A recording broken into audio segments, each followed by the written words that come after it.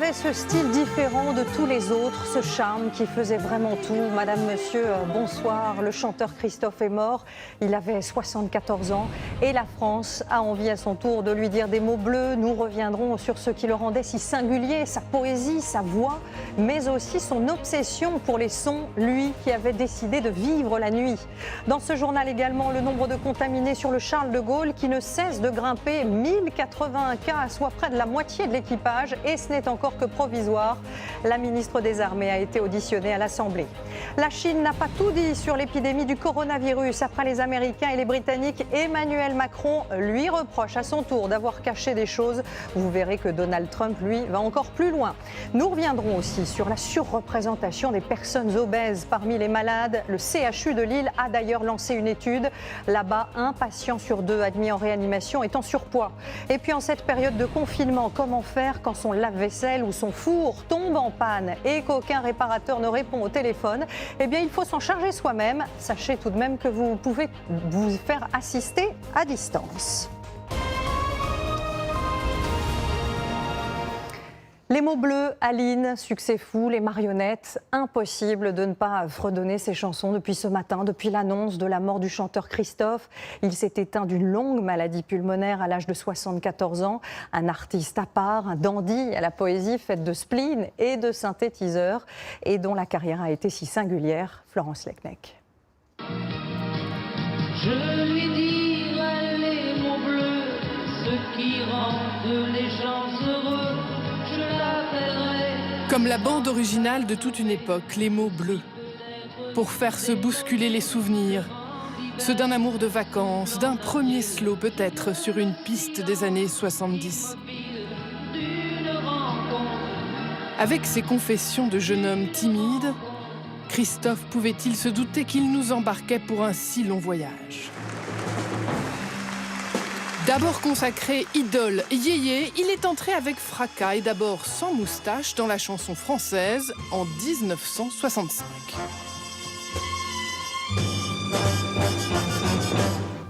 Et j'ai crié, Aline, pour qu'elle revienne. Car avec Aline, Christophe prend le large. Le disque s'écoule à 1 million d'exemplaires. Un tube absolu très vite consolidé par un autre succès pop. Moi, je construis des marionnettes avec de la ficelle et du papier. Le musicien autodidacte né Daniel Bevilacqua, d'un père chauffagiste et d'une mère couturière, veut vivre à l'heure américaine avec fureur. Ses succès lui permettent d'entamer une collection de bolides qu'il assume conduire avec frime. J'ai besoin de mettre le pied dans un accélérateur parce que j'aime ça. J'aime voir mon aiguille à, je sais pas, 240, 250. Christophe peut jouer les séducteurs. C'est l'heure des romances sucrées en playback. Avec les filles, j'ai un succès fou. Le public fredonne, léger, mais voit aussi se dessiner un artiste plus singulier, décalé, en recherche permanente de sons. Les échos, les réverbérations dans les métros, dans des salles comme ça, dans des escaliers, des choses, voilà. C'est ça qui m'a toujours troublé. Donc, quand j'avais 12-13 ans, je cherchais toujours des endroits comme ça pour crier, hurler et entendre ma voix, comme des fois pendant 7 secondes, vous voyez. Oiseau de nuit, il acceptait parfois d'ouvrir sa tanière aux curieux, d'allumer ses innombrables jukebox et surtout de jouer avec ses claviers, ses orgues électroniques.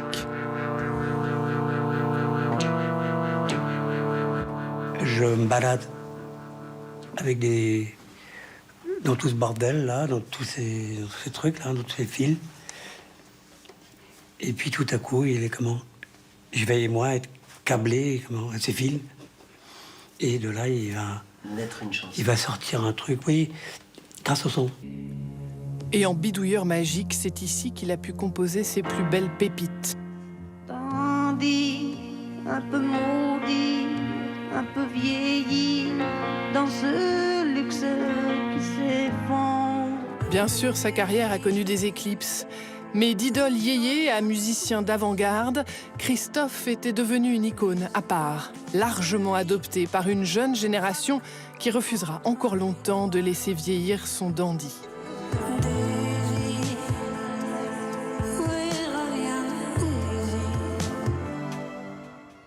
Christophe qui disait attraper les mélodies lorsqu'elles passent. Un couturier de la chanson, selon son ami Jean-Michel Jarre.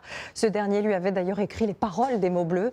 Il lui a rendu hommage aujourd'hui avec beaucoup d'émotion aux côtés d'autres artistes et de milliers d'anonymes. Écoutez-les avec Gwenaëlle Bellec, Anthony Leboss, Irina Fourny et Marine Brossard.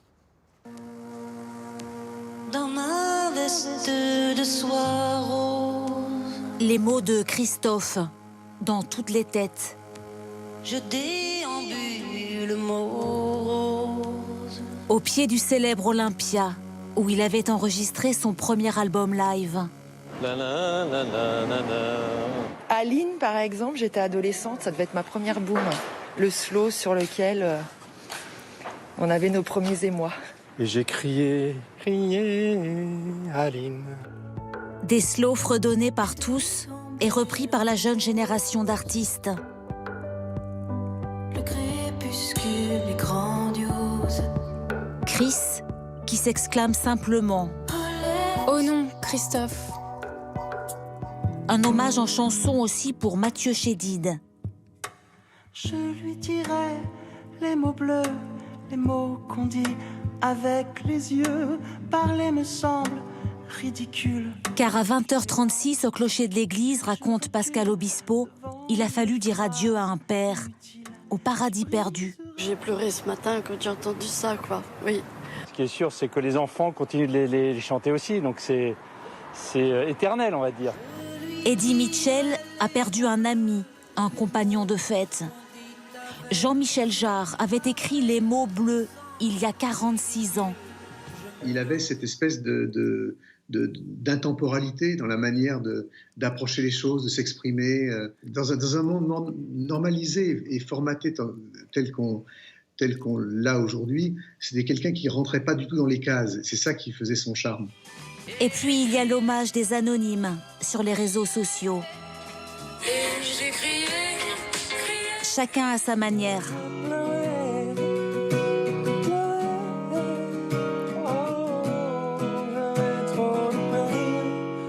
Un adieu au dandy, à une figure totalement à part, parti rejoindre les paradis perdus. Et voilà ce que nous pouvions dire ce soir sur la mort de ce grand chanteur qu'était Christophe. L'actualité, c'est aussi ce chiffre qui ne cesse d'augmenter de jour en jour. Les marins du Charles de Gaulle sont désormais 1081 à avoir été testés positifs, soit près de la moitié de l'équipage. Et ce bilan n'est toujours que provisoire. La ministre des Armées, Florence Parly, vous allez le voir, a été auditionnée cet après-midi à l'Assemblée nationale. Esther Lefebvre. Plusieurs centaines d'entre eux attendent encore leurs résultats. Mais à ce jour, sur 2300 marins, 1081 sont officiellement positifs au Covid-19. Une contamination spectaculaire dont l'origine reste une énigme. 2 hypothèses sont étudiées. L'escale du porte-avions à Chypre, fin février, ou la suivante à Brest, mi-mars, à la veille des élections municipales. Le virus est-il alors déjà à bord du bateau ? Nul ne le sait, selon les autorités. Il a été dit que le pacha du porte-avions avait souhaité interrompre la mission du groupe aéronaval lors de l'escale de Brest. Cette rumeur est fausse. Pas de refus d'interrompre la mission, mais l'alerte a-t-elle été donnée trop tard ? Le ministère dit être prévenu pour la première fois le 7 avril de la présence de 36 cas. Or, depuis plusieurs jours déjà, des malades seraient pris en charge. C'est ce que nous affirme l'un des membres de l'équipage, joint par téléphone. Moi, j'étais une des premières contaminées et une des premières, estampillées Covid. Et de moi, ce que j'ai vu à bord, les premiers malades sont arrivés le 3 avril. Soit 4 jours avant la décision de faire demi-tour. À ce moment-là, je pense qu'on aurait dû rentrer directement, on n'aurait pas dû chercher à comprendre. Donc on a su qu'il y avait le cas en France, qu'il y avait les cas à Brest et que du coup on avait peut-être un cas potentiellement à bord. Je ne comprends pas pourquoi on est resté en mer. Les premières conclusions des enquêtes seront connues d'ici 15 jours. En attendant, dans la rade de Toulon, le Charles de Gaulle est peu à peu décontaminé. Un chantier titanesque, 30% du travail est effectué. Sur le front diplomatique, à présent, 4 mois après le début de l'épidémie, les relations entre la Chine et le reste du monde se sont largement refroidies. Après les États-Unis et le Royaume-Uni, c'est au tour de la France de déclarer que Pékin n'a sans doute pas tout dit sur ce qui était en train de se passer. La Chine qui a d'ailleurs revu son bilan à la hausse aujourd'hui avec 1290 morts de plus. Laurent Aubaine. Le chiffre des victimes, les mécanismes de transmission ou encore les origines mêmes du virus. Aujourd'hui, les interrogations sont nombreuses et les réponses chinoises apparaissent comme peu satisfaisantes. Autant de zones d'ombre qui suscitent des questions. L'administration américaine lance des enquêtes et pour la première fois, le président Macron s'interroge dans une interview au Financial Times. On ne sait pas, et même, il y a manifestement des choses qui se sont passées qu'on ne sait pas. Et sur ce qu'il s'est réellement passé à Wuhan depuis décembre dernier, la CIA a aussi ses doutes sur l'origine du virus et le nombre de victimes, un chiffre que les autorités chinoises viennent subitement de réactualiser. 1290 décès supplémentaires dans la ville, 50% en plus, soit 4632 décès en tout en Chine. La mairie de la ville explique ce matin avoir décidé de rajouter certains patients décédés chez eux, faute de prise en charge hospitalière. Donald Trump affirmant ce soir que le nombre de morts était bien plus élevé que le bilan officiel. Pourquoi les autorités ont-elles attendu avant de partager leurs informations sur la transmission du virus entre les hommes ? Le 14 janvier, une note de médecin informait les autorités locales. Le 24, le confinement de Wuhan était décrété. Des informations qui ont peut-être convaincu le président Macron de s'exprimer.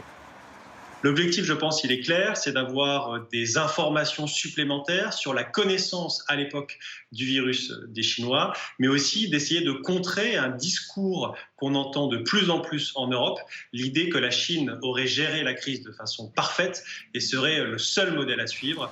L'occasion aussi d'obtenir des informations sur ceux qui, dès la fin décembre, avaient prévenu de la dangerosité du virus, des médecins, des journalistes, certains aujourd'hui décédés ou disparus. Et vous allez l'entendre, les États-Unis vont encore plus loin dans leur critique. Donald Trump qui émet des doutes sur la sécurité d'un laboratoire de virologie de Wuhan. Il s'appuie certes sur un rapport vieux de 2 ans, mais il affirme aussi qu'une enquête est en cours. Les précisions de Michel Scott. L'origine de la pandémie pourrait-elle découler d'une erreur de manipulation humaine dans un laboratoire chinois ? Le soupçon s'est renforcé cette semaine, pour l'instant sans preuve, à la suite d'une révélation du Washington Post. Des diplomates américains auraient alerté leur hiérarchie en 2018 sur la faiblesse des protocoles de sécurité entourant l'un des laboratoires de recherche travaillant justement sur les coronavirus à Wuhan. Ça veut simplement dire qu'un accident a pu avoir lieu dans ce laboratoire et que cet accident a pu tout déclencher. La délégation américaine visite surtout à cette époque l'Institut de virologie de Wuhan. Un site ultramoderne, inauguré l'année précédente par le Premier ministre français de l'époque, Bernard Cazeneuve, ses installations grâce à une collaboration franco-chinoise ayant reçu les plus hautes certifications de sécurité. J'ai visité ce matin le premier laboratoire de haute sécurité biologique en Asie, de classe P4. Votre ville se trouve ainsi dotée d'un équipement scientifique de très haut niveau, comme il en existe ailleurs dans le monde. À la tête de son équipe, la professeure Shi Zhengli y mène des recherches sur les chauves-souris porteuses de virus et leur possible transmission à l'homme depuis des années. Elle fut d'ailleurs l'une des premières à identifier le nouveau coronavirus début janvier. Mais l'étanchéité des locaux, des équipements, la rigueur technique des laborantins telle qu'elle est requise rend très improbable une fuite des agents pathogènes. Il n'en est pas de même pour un autre lieu de recherche, situé celui-là en plein centre-ville de Wuhan, à quelques centaines de mètres à peine du marché aux animaux où les premières contaminations ont été enregistrées. Ce centre de contrôle et de prévention des maladies est de niveau P2, donc sans les mêmes exigences de sécurité. C'est un laboratoire qui contient du matériel très contagieux. On le savait. On savait qu'il travaillait sur ce programme. Réponse des autorités chinoises. De nombreux experts médicaux de renom pensent que l'hypothèse d'une soi-disant fuite de laboratoire n'a aucun fondement scientifique. De fait, encore une fois pour l'instant, rien n'a pu étayer ces soupçons de manière probante. En Europe, cette déclaration de l'Allemagne à présent, le pays affirme que sur son sol, l'épidémie est désormais sous contrôle. Il s'apprête d'ailleurs, vous le savez, à rouvrir les magasins de moins de 800 mètres carrés et les écoles le 4 mai prochain. Bonsoir Thibault, vous êtes à Berlin. Quels éléments permettent à notre grand voisin d'être si serein, si optimiste aujourd'hui ? Un chiffre, essentiellement Anne-Claire, 0,7.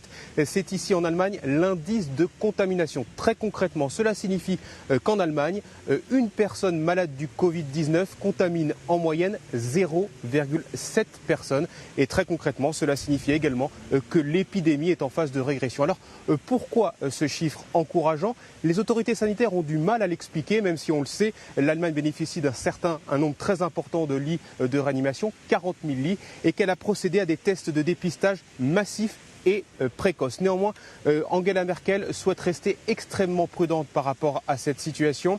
Elle l'a dit, il suffirait que ce taux repasse à 1,1 pour que les hôpitaux allemands soient totalement submergés. Et c'est la raison pour laquelle le déconfinement se fera de manière très progressive, avec, vous l'avez dit, dès la semaine prochaine, la réouverture des magasins. Mais attention, seulement ceux de moins de 800 mètres carrés.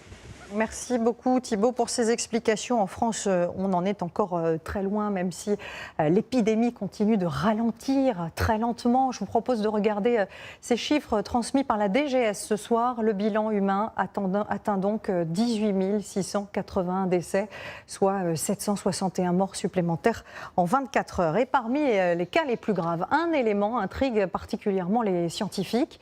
Les patients sont très nombreux à être atteints de surpoids, l'obésité qui concerne un patient sur 2 en réanimation au CHU de Lille. Cet hôpital qui a d'ailleurs publié une étude sur la question. Regardez ce reportage tourné par Caroline Bell et Xavier Boucher. Dans ce service de réanimation, un élément a très vite intrigué les soignants. Le profil des patients gravement atteints par le coronavirus. Des hommes pour la plupart, mais pas seulement. On a constaté depuis l'arrivée des patients atteints par le coronavirus que on avait beaucoup de patients en surpoids. On s'imagine bien qu'un patient qui pèse 100 kg à mobiliser, c'est pas la même chose qu'un patient qui en pèse 70 ou même 50. Aucune étude au monde ne s'était intéressée au poids des malades. À Lille, les soignants se sont mobilisés jour et nuit pour calculer l'indice de masse corporelle des patients, autrement appelé BMI, et à comparer avec ceux de l'an dernier, avant la survenue de l'épidémie. Nous avons plus de 50% des patients qui sont obèses, alors que normalement, on a une petite frange de patients de l'ordre de 15 à 20%. Et chez ces patients obèses, quand ils ont un BMI au-dessus de 35, ils sont à plus de 85% intubés et ventilés dans le service. Il y a donc bien un lien entre obésité et formes graves. Mais pour quelle raison ? Alors que les médecins sont submergés par les soins, Claire récupère en temps réel les données sur l'état des patients. Par contre, je pense qu'il est surinfecté avec une pneumonie. Ces informations alimentent de nouvelles pistes de recherche et il faut aller vite. On a mis environ une semaine pour démarrer des études qui mettent régulièrement 3 à 6 mois. Ce travail de recherche permet aux soignants d'adapter les traitements et la prise en charge des patients. Michel se remet tout doucement. Michel, on est parti pour 30 minutes de pédalage. En surpoids, il a développé une forme sévère de la maladie. Il n'avait pourtant aucun facteur de risque reconnu, comme le diabète ou l'hypertension. Il faut désormais comprendre pourquoi. L'obésité s'accompagne d'un fond inflammatoire, d'un terrain particulier, probablement lié à des phénomènes biologiques qui ne sont pas tous bien élucidés, et dans lequel le virus Covid fait son chemin d'une façon très particulière, avec un retentissement pulmonaire, mais peut-être pas seulement pulmonaire, mais en tout cas c'est ce qui est spectaculaire, particulier chez les obèses. Dans ce service qui accueille habituellement des patients en surpoids, les couloirs sont vides, car les consultations se font désormais à distance. Vous enverrez l'ordonnance pour le faire à la maison. Dans de nouvelles recommandations, les autorités sanitaires invitent les personnes obèses à poursuivre leur suivi médical en restant confinées chez elles. Pour entretenir la masse musculaire. Et nous sommes en direct avec Vittoria Colizza. Bonsoir madame, vous êtes directrice de recherche à l'INSERM. Merci beaucoup de nous accorder quelques minutes. Vous êtes en fait spécialiste de la modélisation des épidémies et vous avez d'ailleurs étudié plusieurs scénarios pour la France.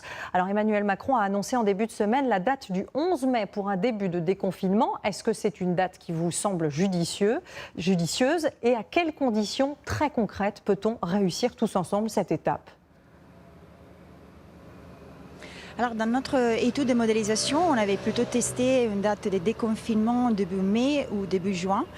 Donc, pour vous répondre plus exactement, il faudra refaire des tests de modélisation là-dessous. Mais bien évidemment, il y a des conditions d'un point de vue empirique qui doivent être atteintes pour que le déconfinement puisse partir. Déjà, que le système sanitaire soit dégorgé et donc soit capable d'admettre d'autres patients qui vont arriver dans les temps. Et l'autre condition est bien évidemment que tout d'un point de vue opérationnel et logistique, toutes les mesures de distanciation sociale qui doivent être maintenues avec la reprise, donc le déconfinement, soient bien établies, avec aussi des protocoles pour un dépistage massif important des cas. Pourquoi ces tests sont essentiels dans la réussite de cette étape? Est-ce que vous pouvez nous expliquer ce qu'ils peuvent changer? Tout à fait. Alors, dans les tests qu'on a fait dans nos modèles, on voit que même avec des mesures de distanciation sociale très importantes, il faudrait quand même casser les chaînes de transmission.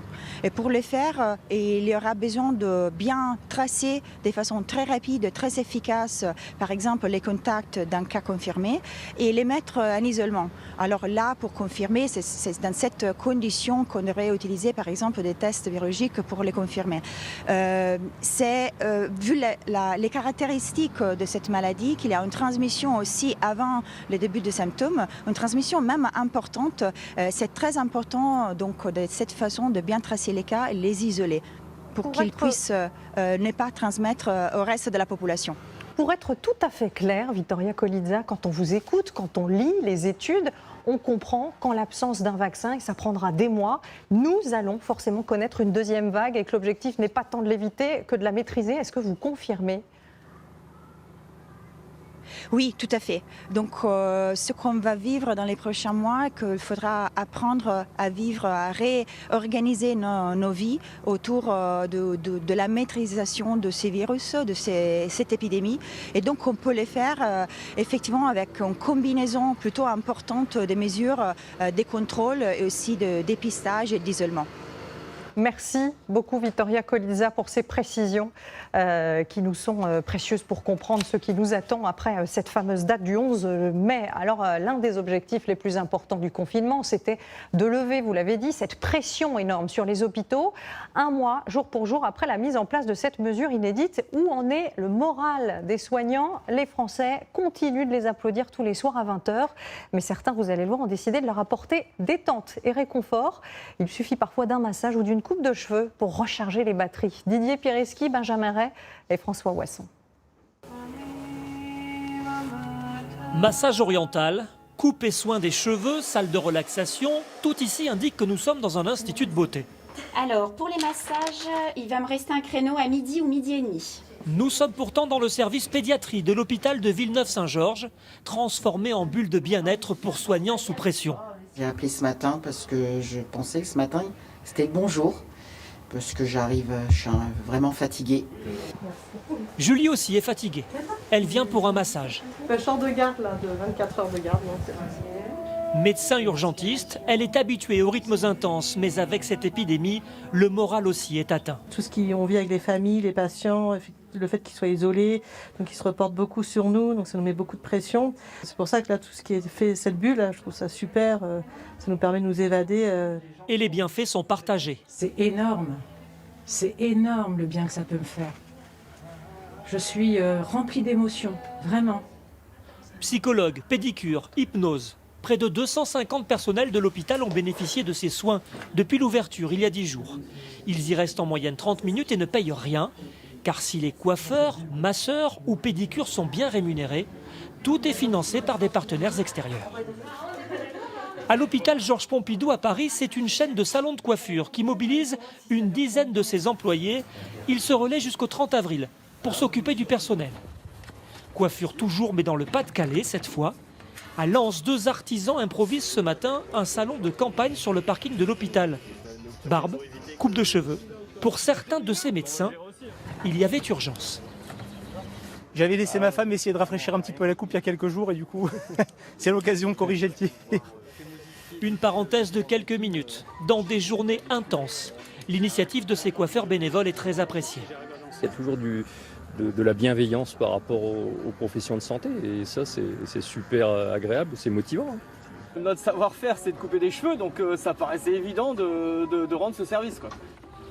Petits artisans ou grandes entreprises, nombreux sont les Français mobilisés dans ces opérations pour cajoler les soignants qui tiennent le pays à bout de bras depuis plusieurs semaines. Et l'homme qui mériterait la médaille de la solidarité est sans aucun doute ce Britannique presque centenaire, un vétéran de la Seconde Guerre mondiale de 99 printemps qui a déjà récolté près de 23 millions d'euros pour les soignants. Vous allez voir comment avec ce reportage de Nathalie Hérault, Colin Butler et Brigitte Garambois. Ils sont venus l'honorer comme un frère d'armes. Pour ces militaires, Tom Moore, 99 ans, vétéran de la Seconde Guerre mondiale, est un héros. Il a réussi un exploit. Marcher 2,5 km dans son jardin avant ses 100 ans, en comptant sur les dons du public sur sa cagnotte en ligne, pour reverser l'argent récolté au personnel de santé britannique. La générosité des gens est allée au-delà de ses espérances. En quelques jours, sa cagnotte a explosé. Tom Moore est devenu une vedette. Il fait la une des journaux, capitaine fantastique, invité sur toutes les télévisions. Boris Johnson va lui remettre une décoration pour ses efforts héroïques. Même le ministre de la Santé, pourtant débordé en ce moment, a salué son exploit. Captain Tom, vous êtes une inspiration pour nous tous. Son histoire a ému tout le Royaume-Uni. C'est incroyable, c'est fou. S'il vous plaît, faites un don aujourd'hui. S'il vous plaît, faites un don. C'est un héros, on devrait tous l'applaudir. Officier en 1940, Tom Moore a combattu en Inde et en Birmanie. Ces dernières années, les soignants l'ont guéri d'un cancer et d'une hanche brisée. Il tient aujourd'hui une forme olympique. À son tour d'aider, comme il dit. Jamais je n'aurais imaginé récolter autant d'argent. Quand est-ce que ça va s'arrêter? Je ne sais pas et je m'en fiche tant que je continue. Vous allez continuer? Bien sûr. Tom Moore arbore toujours fièrement ses décorations militaires. Son uniforme de guerre, en revanche, est au placard. Lui-même le dit aujourd'hui sur le terrain, les soldats portent des masques, des blouses, des gants, une armée de soignants époustouflés par Tom. Merci, Capitaine Tom. Tom est même devenu un exemple à suivre pour sa génération. Margaret, 90 ans, récolte elle aussi de l'argent pour le personnel de santé en montant ses escaliers. Je vous propose maintenant de partir en Afrique où les prévisions sont alarmistes, notamment en raison du manque de moyens des structures de santé. En Côte d'Ivoire, comme de nombreux autres pays, les habitants frappent bien souvent à la porte des guérisseurs avec des traitements qui laissent parfois à désirer. Même si vous allez le voir, les autorités comptent aussi sur eux pour relayer les gestes barrières. Patrick Fandiot, Landry Kouassi et Tristan Lepay. Le spectre du Covid-19 entre les étals de ce marché d'Abidjan. Un de ceux où se vendent viandes et légumes, mais aussi écorces, racines et autres plantes réputées avoir des vertus thérapeutiques. Une sorte de rayon de pharmacie pour produits de la médecine traditionnelle. Vous avez la monnaie. Depuis des jours, le comptoir de Sidonie est fréquenté par une clientèle apeurée par l'augmentation des cas de Covid-19. Des clients en quête d'une potion magique contre le virus. Depuis la crise de Covid-19, quand une personne se sent peut-être un peu mal à l'aise, un peu de courbature, les céphalées, déjà la personne commence à s'inquiéter. Donc depuis l'avènement de Covid-19, on a remarqué que les gens viennent plus. Dans une ville qui a dû être isolée du reste du pays pour stopper le virus, les Abidjanais sont nombreux à solliciter la médecine dite ancestrale, pratiquée dans tous les quartiers, dont celui-ci. Au bout de ce labyrinthe, rendez-vous au cabinet d'un de ces guérisseurs traditionnels. Ça, c'est anti-inflammatoire. Ceux qui ont des douleurs dans leur corps. Ça, c'est pour les femmes qui ont des fibromes. C'est comme c'est un suppositoire. Avec ces potions, il prétend tout soigner, y compris bien sûr le Covid-19, mais sans en apporter la preuve. Ça peut vous protéger contre les maladies qui vont venir. Donc si c'est le corona qui va venir, il peut bloquer ça. Si c'est une autre maladie qui va venir, il peut vous protéger. Venez avec les bidons, on va mettre les médicaments dedans pour faire don aux gens. Envoyez les bidons. Dans ce qu'il appelle son laboratoire, les derniers préparatifs avant la distribution de sa mixture à base de plantes supposée faire retomber la fièvre en cas de contamination au coronavirus. C'est une fièvre qui monte très vite. Ça monte, ça prend la tête, ça prend le poumon, ça prend le côté respiratoire. N'importe quelle personne que la personne souffre de corona, quand je donne ça, là, ça finit ces problèmes-là. 10 minutes plus tard, la ruée sur ce breuvage censé contenir le remède miracle antivirus. Attendez, c'est fini. Un produit non autorisé par les autorités sanitaires. Il m'a dit que bon, ça c'est fait pour le cas du coronavirus. Donc j'ai dit bon ok, il n'y a pas de problème. Si je peux utiliser à titre préventif, eh ben, je vais le faire. En l'absence de traitement reconnu, d'autres guérisseurs, encore appelés tradipraticiens, se mobilisent pour faire respecter gestes barrières et port du masque. Venez, les enfants, venez. Comme ici, face à ces jeunes. Un mètre. Où sont vos masques? Portez vos masques, ceux qui en ont. Enlevez, portez. C'est important. Le Covid-19 est une pandémie qui n'a juste pas, aujourd'hui, trouvé de remède. Des guérisseurs dans la rue pour venir en aide à la campagne de prévention initiée par l'État. Bien sûr, nous avons les médicaments pour éradiquer ces maladies opportunistes du Covid-19. Mais on préfère aller corps à corps avec la population pour leur montrer vraiment la gravité de la pandémie. Parce que beaucoup ne croient pas. Et c'est dans ce contexte que la Côte d'Ivoire vient de réceptionner un don de 3500 doses de la désormais fameuse hydroxychloroquine, en attendant la livraison finale de quelques 100 000 boîtes de ce médicament. La chloroquine déjà intégrée, malgré les controverses médicales, dans le protocole de soins de nombreux pays africains qui comptent sur cet antipaludéen bien connu sur le continent pour tenter d'échapper à un drame sanitaire. Revenons en France où le Conseil d'État a tranché cet après-midi dans le bras de fer qui oppose certains maires et le ministère de l'Intérieur. Il a rejeté cet après-midi l'arrêté du maire de Sceaux qui voulait imposer le port du masque à ses habitants. Et comme lui, ils sont très nombreux à avoir limité ces dernières semaines les libertés de leurs administrés. En ont-ils le droit? Écoutez les précisions de Camille Collin, Séverine Fortin et Linda Huré. À Sceaux, le port du masque obligatoire n'aura tenu qu'une seule journée. La mesure retoquée par le tribunal administratif, puis le Conseil d'État cet après-midi. Les habitants y perdent leur boussole. Il n'y a pas assez de masques, alors ils disent qu'il ne faut pas en porter, puis dans 15 jours, on va nous dire qu'il faut tous en porter. Franchement, je pense que c'était une bonne décision de demander aux gens de porter le masque. Ou tout le monde le met, ou personne ne le met. Question de cohérence, pointe le Conseil d'État. Quelle efficacité si les communes voisines ne le font pas? Bien plus au sud, dans le Var, c'est un autre argument qu'a fait valoir le préfet face au maire de Sanary qui avait pris 2 arrêtés. Interdiction de s'éloigner de plus de 10 mètres du domicile et de se déplacer avec une seule baguette de pain, des mesures retoquées elles aussi. Quand on me dit qu'il n'y a pas assez de personnes contaminées et pas assez de décès pour justifier mes arrêtés, les bras m'en tombent. L'État veut montrer qu'il est là et je pense qu'il ne fait pas à bon escient. Dans cette crise inédite, chacun cherche sa place avec quelques ratés et une difficulté, préserver les libertés individuelles.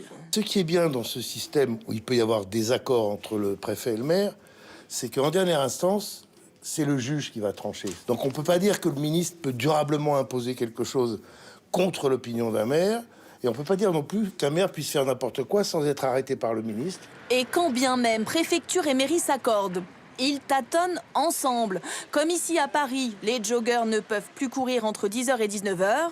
Alors à 19h passées, voilà le résultat. C'est stupide parce que ça concentre tout le monde aux mêmes horaires. À 19h, c'est un peu le chahut. Ce que je vois, c'est qu'il y a plus de monde ce soir qu'habituellement quand je courais à n'importe quelle heure. Certains quartiers sont pris d'assaut par les sportifs. La mairie temporise. Les endroits où on observe des densités trop importantes, on les observait les mêmes avant. Simplement, c'était à des horaires où il y avait encore plus de monde avec des promeneurs, des personnes âgées. Mais s'interroge, elle aussi. On est en train de réfléchir avec la préfecture de police à essayer de détendre cette mesure. Peut-être on la supprimera totalement. Comme beaucoup l'ont déjà fait en banlieue parisienne. Après quelques jours de tests, de nombreuses villes et départements ont finalement fait marche arrière. Les élus locaux qui participent aussi à la recherche de matériel, vous le savez, certaines régions en ont commandé de leur côté. Eh bien, en Bretagne, certains voudraient carrément rouvrir une usine de masques. Elle a fermé en 2018 et certains salariés se disent prêts à reprendre du service. Dans les Côtes-d'Armor, Antoine Magnan et Tara Lagoutte. De cette usine bretonne sortaient plusieurs millions de masques par an. Un savoir-faire reconnu par l'État français qui avait passé d'importantes commandes. Seulement depuis, le site a été racheté par un groupe américain qui l'a ensuite fermé. Martine était l'une des salariées qui confectionnait ces masques, aujourd'hui si précieux. C'est celui-ci, le FFP2, là dont on parle, et ça c'est FFP3, un peu plus épais. On avait plusieurs séries, hein, et au fil des années, on voyait que l'on perdait des commandes, jusqu'à la fermeture du site en 2018. Une fermeture décidée dans l'indifférence générale, malgré les derniers appels à l'aide des salariés. Un courrier adressé à l'Élysée d'abord, puis une dernière réponse en août 2018 du ministère de l'économie. Le ministre a pris bonne note des éléments. Vous serez tenu directement informé de la suite qui pourra lui être réservée. Vous avez eu des nouvelles depuis ce courrier ? Non, nous n'avons aucune suite. Devant l'urgence sanitaire, plusieurs initiatives fleurissent. Je viens d'avoir tout à l'heure le promoteur immobilier qui m'a donné des informations intéressantes. Jean-Jacques Fuan dirigeait l'usine de masques entre 1991 et 2006. Aujourd'hui, il est prêt à relancer une production dans les Côtes-d'Armor. Je ne chôme pas puisque je travaille entre 8 et 10 heures par jour. Ma priorité a été de constituer l'équipe, de solliciter ceux qui occupaient les postes clés dans l'usine. Et j'ai rencontré pas mal d'engouement de la part de ces personnes, ce qui fait qu'on avance relativement vite. Mais le projet est compliqué, car en fermant le site, le groupe américain a fait détruire les 8 lignes de production nécessaires pour fabriquer les masques. D'après l'ancien directeur, une nouvelle usine pourrait être opérationnelle en 2021, dans le meilleur des cas. C'est maintenant un reportage inédit que nous vous proposons pour la première fois depuis le début de la crise. Le marché de Rungis a accepté de nous ouvrir ses portes. Le plus grand marché alimentaire d'Europe qui joue évidemment un rôle crucial en ce moment dans l'approvisionnement de nos magasins. Mais l'épidémie l'a aussi privé de ses principaux clients. Alors comment s'est-il adapté ? Réponse avec Thomas Jarion et Léa Caboche. Ils sont une quinzaine de vendeurs à s'activer chez ce grossiste. D'habitude, ils sont plus de 100. La marée de Rungis tourne au ralenti. Plus de la moitié des postes sont fermés. Je suis à 30 ans de carrière, j'ai jamais vu ça, quoi. J'aurais jamais cru connaître ça dans ma vie, quoi. Sur le pavillon, on oscille entre 50 et 80% de baisse d'activité. C'est trop petit pour mes clients, ils veulent du bon de ma vie, quoi. Plus rare et plus cher la semaine dernière, les poissons côtiers sont de retour aujourd'hui. Le prix de la sole, par exemple, s'est stabilisé sous les 20 € hors taxe le kilo. Lionel, les crevettes, c'est parti là-bas. Ce poissonnier, lui, mise sur les produits bio. Il y a cette sécurité alimentaire autour du produit qui plaît aux clients. La crevette, par exemple. C'est un produit où j'ai doublé mes ventes sur ces dernières semaines. Depuis un mois, la vie du marché a drastiquement changé. Fini les accolades et les prix de vente chuchotés à l'oreille. Désormais, c'est masques et négociations de loin. À travers une distance de sécurité de plus de 2 mètres entre le vendeur et le client. Côté chiffre d'affaires, aux fruits et légumes, on a limité la casse. La fraise, ça sort. On vend autant de fraises que l'année dernière. Quant au prix, on a eu des hausses de prix quand la consommation tirait fortement. On a eu des diminutions de prix quand le système des marchés forains a été fermé. Là, aujourd'hui, on n'a pas de soubresaut en ce moment. Ni de petites piques, ni de petites baisses. Sur les carreaux, on constate à quel point la crise sanitaire a bousculé les habitudes de consommation des Français. Prenez par exemple ces barquettes de champignons enroulées d'un film plastique. Les ventes ont doublé. Il y a le côté je me préserve, je me protège. J'achète quelque chose, personne n'y a touché. Mais avec la fermeture de la grande majorité des marchés, difficile d'écouler toute la marchandise. C'est les piles là ? Ouais, les deux. Alors pour l'une des rares fois de son histoire, Rungis s'est mise à vendre directement aux particuliers. Ils achetaient les premières journées 1 colis de champignons, 2 colis de champignons. Puis en 15 jours, on est passé de 2 à 140. L'offre est réservée aux franciliens via un site internet. Les paniers sont préparés dans cet entrepôt. Énorme succès. Le circuit court. Voilà ce qui aide Rungis à sortir de cette crise. Les Français sont rassurés par le local. Demain, les opérateurs de Rungis doivent comprendre l'importance du local, de circuits raccourcis. Mais l'offre n'est pas suffisante. Pour l'instant, la production d'Île-de-France couvre moins de 2% des besoins alimentaires des franciliens. Autre secteur qui tente de survivre, les cafés et les restaurants. Ils sont 210 000 en France. Des PME dont certaines sont clairement au bord de la faillite. Et aujourd'hui, elles se tournent vers leurs assureurs. Ces derniers peuvent-ils prendre en charge une partie des pertes? Justine Corbillon, Georges Brognier et Julien Clouzot. Au petit bonheur. Olivier Lebaille a ouvert ce restaurant il y a 14 ans. Il n'aurait jamais cru pouvoir tout perdre à cause d'une crise sanitaire. Je suis assuré pour beaucoup de choses, sauf pour la perte d'exploitation en cas de pandémie. Résultat, pas un centime de dédommagement. Alors il réclame aujourd'hui l'aide de l'État, sinon c'est la clé sous la porte dans 3 mois. L'État doit mettre la pression sur les assureurs pour lâcher un peu plus de lest sur les contrats, même si c'est pas inscrit noir sur blanc. Si c'est juste pour jouer sur les mots, une catastrophe naturelle, une pandémie, on pourrait être considéré tout comme. Comme lui, l'immense majorité des restaurateurs ne s'était pas assurée contre une pandémie mondiale et est aujourd'hui au bord de l'asphyxie. C'est le cri d'alarme ce matin dans la presse de chefs très médiatiques comme le Toulousain Michel Saran ou le Bordelais Philippe Etchebest qui prévient, si on ne fait rien, 40% des établissements pourraient ne jamais rouvrir après la crise. Nous aimons ce que nous faisons, mais aujourd'hui, nous n'avons plus aucune sécurité. Alors, s'il vous plaît, abandonnez les charges sociales, s'il vous plaît. Mettez la pression pour que les assurances réagissent. Stéphane Manigold, lui, a décidé de ne pas attendre la réponse de l'État. Ça fait 1 mois et 2 jours que j'ai pas ouvert et il y a beaucoup d'émotions là. Il revient pour la première fois dans l'un de ces 4 établissements parisiens qu'il a dû fermer. Chômage partiel pour 52 salariés, 500 000 € de chiffre d'affaires perdu chaque mois. Alors il a décidé d'attaquer en justice sa compagnie d'assurance. Un assureur, il vous prête un parapluie lorsqu'il fait beau. Et on n'en a pas besoin. Donc là, on a besoin d'eux et ils ne répondent pas présents. Avec son avocate, il ressort son contrat. Y figurent les fameuses exclusions, c'est-à-dire tout ce qui n'est pas assuré par le contrat, en cas de virus informatique, de guerre, d'éruption volcanique, mais il n'est pas inscrit en cas de pandémie.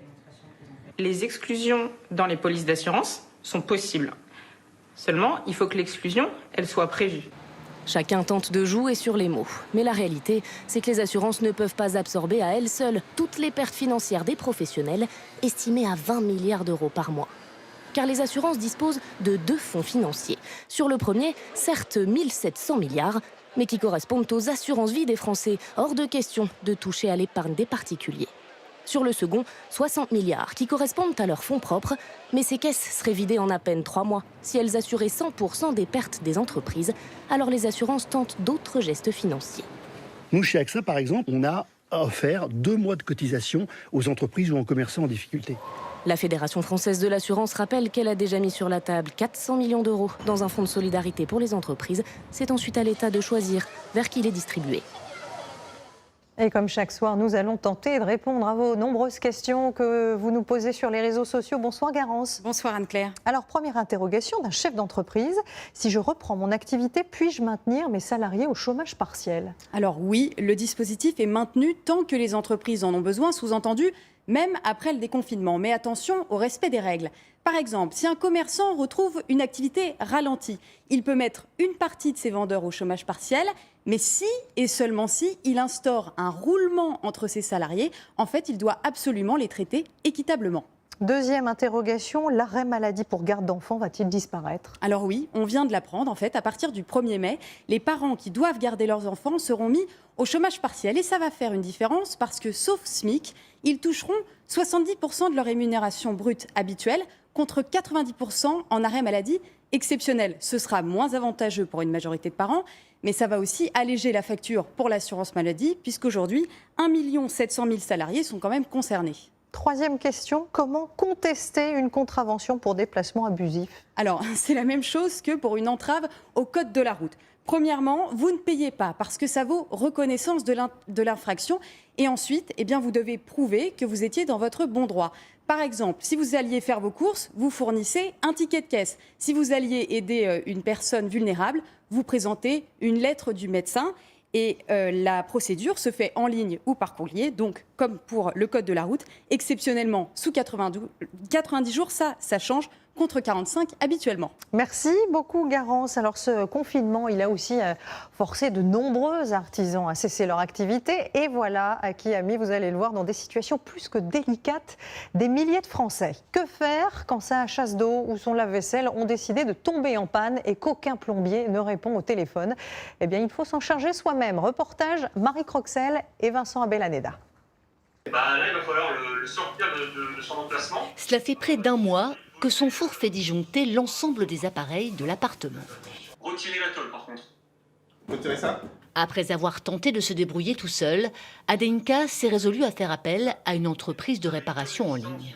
L'avantage, c'est que je suis accompagné par un expert et en même temps, ça me permet de faire mon petit bricolage. Depuis le début du confinement, les interventions en visioconférence de cette petite entreprise ont doublé, révélant un nouveau profil de clients. J'ai l'impression... On avait des gens qui étaient vraiment passionnés par la réparation et qui nous appelaient parce qu'ils voulaient réparer eux-mêmes. Mais jusque maintenant, depuis le confinement, là, c'est une nécessité, c'est un besoin. Car les déplacements des professionnels sont limités aux urgences, des conduits obstrués par exemple. Ce matin, il aura suffi d'une demi-heure, facturée 20 €, pour faire un heureux. Mon four fonctionne. C'est une forme de satisfaction personnelle d'avoir réparé moi-même mon four. Même pour un champion du bricolage comme Laurent, tout se complique. Normalement, je vais sur un site internet, je trouve la pièce facilement, je change la pièce. Mais là, pour avoir les pièces, soit c'est long, soit c'est en rupture de stock en fait. Pour changer son bouton de lave-vaisselle, il va falloir faire avec les moyens du bord. J'ai un vieux morceau de plastique qui traîne, je vais essayer de voir si je peux le faire rentrer et remplacer le bouton. Un peu de découpage, et voici la pièce de remplacement maison. Il y a un peu de jeu, mais ça va tenir quelques temps. Ça vient peut-être de l'aiguille aussi. Il faut la voir se battre avec la machine à coudre. Quand tu l'as changée, est-ce que tu l'as mis dans le bon sens? Pourquoi il y a un sens? Pour la remettre en route et fabriquer des masques, Catherine s'est lancée, épaulée par une bricoleuse bénévole très sollicitée. Les gens sont très contents de recevoir de l'aide, de pouvoir aussi discuter et puis voilà, de ne pas se sentir seul devant l'appareil. Enfin, je vais pouvoir utiliser cette machine, qui me faisait presque peur. Disparue aussi la peur de s'ennuyer, Catherine va pouvoir se rendre utile. Et pour tous ceux qui sont en télétravail, voilà qui pourrait changer l'image que vos collègues ont de vous. Le cadrage de vos visioconférences est loin d'être une question anodine. Écoutez ces précieux conseils glanés par Mathieu Poissonnet et Guillaume Vuitton. Olivier débute une réunion avec ses collaborateurs dans la chambre de sa fille Olympe, 1 mois. Salut tout le monde, comment ça va? Il a choisi la pièce la plus calme, la mieux éclairée, face à la fenêtre. Il est prêt. C'est pas parce que c'est du télétravail qu'il faut s'installer, donc s'habiller un peu convenablement. Comment ça va? J'ai un petit secret, je travaille en chaussons. Les chaussons, ça passe. Nous avons vu bien pire sur Internet. Eux sont en pleine réunion et au moment de se dire au revoir, regardez la tenue du collègue en haut à gauche. Les 3 autres sont hilars. En revanche, cette Italienne, elle, ne rigole pas du tout quand son compagnon arrive face caméra en petite tenue. Et vous, quelles sont vos astuces pour réussir une visioconférence? Le matin, je fais comme si je partais au boulot. Je me maquille, je m'habille, je me dis qu'est-ce que je vais mettre aujourd'hui. Je floute un petit peu ce qu'il y a derrière moi. On devient un petit peu des professionnels de l'image sans le vouloir en fait. Je dis aux enfants, on ne touche pas aux ordinateurs, on ne touche pas aux réseaux sociaux, on laisse les portables et c'est maman qui reste connectée. Nous avons donc listé toutes les choses à bien faire pour réussir sa visioconférence. D'abord, la lumière. Elle doit vous éclairer et non pas vous éblouir. Pour ça, positionnez-la juste derrière votre écran. Ensuite, la hauteur de la caméra. Elle ne doit pas être trop haute ni trop basse. Ça donne l'impression d'avoir un double menton. Voilà, comme ça, à la hauteur des yeux, c'est parfait. Vous pouvez désormais appeler votre chef. Mais si finalement le plus important, ce n'était pas l'image, Gilles a créé sa propre plateforme de visioconférence. Le son, c'est le plus important. Nous, ce qu'on recommande à nos clients, c'est d'utiliser des écouteurs. Ça peut paraître très bête, mais les simples écouteurs de téléphone portable, ça permet déjà d'avoir le micro qui est proche de sa bouche et donc d'avoir un son beaucoup plus clair. Reste un dernier paramètre. Eux, les enfants. Ils adorent déranger leurs parents en plein milieu d'une réunion. Alors en période de confinement, Perrine et Armand s'organisent. Moi, ma grosse réunion importante, elle est surtout à 17h. Ok. 17h, donc 17h, ça serait bien que ce soit toi qui les gardes. Ok. Les enfants traînant un petit peu autour, on avait besoin qu'il y en ait un qui soit focalisé pour les canaliser et pour les faire jouer, les occuper. Donc on a fait cette organisation pour être sûr qu'il y a toujours un responsable des enfants qui va s'occuper d'eux. Allez, on y va, c'est parti. Quand enfin la réunion débute, dernière vérification. Qu'est-ce que vous faites? Vous vérifiez? Je vérifie qu'il y a rien qui traîne derrière dans la cuisine par rapport à l'écran que j'ai là sur la visio. Mais l'imprévu résiste. Ils ont beau tout préparer, le chat, lui, n'en fait qu'à sa tête. Allez, comme chaque soir, nous avons demandé à certains d'entre vous de nous raconter et de nous tourner leur vie. Ce soir, portrait croisé d'un pilote d'hélicoptère de la sécurité civile et de 2 sœurs couturières, Elena Despaturo, Michael Guilleux et Antoine Silberman. Voilà, c'est reparti pour une nouvelle journée. Et là, on part sur une mission entre Colmar et Saarbrücken. Le protocole a changé, mais sa mission est la même, secourir et transporter des malades en urgence vitale. On a juste une banquette pour mettre le médecin et l'infirmier. Et nous avons réussi à créer une cloison temporaire en plastique qui nous permet d'avoir un minimum de retour de contamination. Aux commandes de ce Dragon 25, l'hélicoptère de la sécurité civile, Karim Abdelaziz assure le transfert d'un malade du Covid-19 en détresse respiratoire. Cette opération délicate nécessite une concentration extrême pour le pilote et les 2 médecins à bord. Jusqu'à l'arrivée en Allemagne, où des lits sont encore disponibles. Fin de journée, après 5 heures de vol, Karim a encore une mission. Nous allons procéder maintenant à la décontamination des instruments pour la partie cockpit. C'est un travail d'équipe. On commence depuis quelques jours maintenant à bien se connaître mutuellement. La dimension humaine est quand même importante aussi dans ce métier. Des professionnels mobilisés partout en France, mais aussi des bénévoles au service des soignants. Je suis en train de faire la manche d'une blouse pour les infirmières, les aides-soignantes. Les jumelles Evelyne et Chantal Joubert ont transformé leur atelier de robes de mariée pour la bonne cause. On va avoir des blouses magnifiques. Les mariages auront lieu beaucoup plus tard, hélas. Mais les blouses, c'est utile. C'est maintenant, les blouses. Et je fais une fente de 3 pour que tu passes ton coup. Ça suffit. Ah, c'est ça. Ça leur rend service. Elles sont trop contentes. Et nous, ça nous fait plaisir de leur faire plaisir. Leurs créations sont offertes aux EHPAD et à la Croix-Rouge de Nemours. Voilà. Après, elles peuvent les laver autant de fois qu'elles veulent. On vous en a fait 26. Super, c'est génial. Et puis on se fera des bisous après, hein. Absolument. Quand ce sera fini, hein. On ira même boire. Oui. Leur production a pris une autre dimension grâce à un commerçant de la ville. Bon, bah là, on arrive chez Nénuphar, qui fait des voiles de bateau normalement. Là, on a les tissus qui sont arrivés. En 15 jours, elles ont déjà fabriqué 500 blouses. Chacun à leur échelle, Evelyne, Chantal et Karim ont mis leur talent au service des autres pour un avenir plus solidaire. Et c'est la fin de ce journal. Tout de suite sur TF1, c'est Canteloup, version confinée, suivi de Koh-Lanta.